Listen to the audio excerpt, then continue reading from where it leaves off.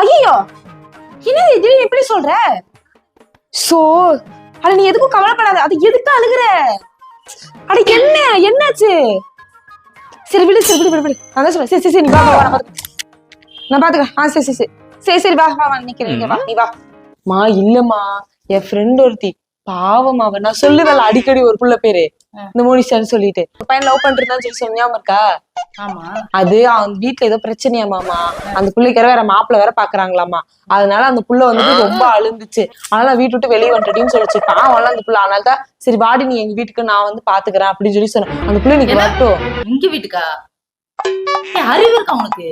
அந்த புள்ளைய அவனே லவ் பண்ணிட்டு இருக்கேன்னு சொல்லிட்டு அந்த புள்ள அவங்க வீட்டுல பிரச்சனை நீங்க கூட்டிட்டு வந்த அப்படின்னாக்கா வீட்டுல வந்து மாப்பிள்ள பாத்துட்டு இருக்காங்க. இன்னொரு பையன் ஓடி போய் அதை கூட்டு வந்து நான் வச்சுக்கிட்டு அக்கம் பக்கத்துல 4 பேர் 10 7 பேர் காரிட்டு அதுக்கு ஹவுஸ் ஓனர் பெட்டி படிக்கிறதுக்கு வெளியே வைன்னு சொல்லுவாங்க. உன்னை வீட்டுல வச்சிருக்கிறதே பெரிய இல்லம்மா பாவமா நான் வர சொல்லிட்டேமா. வர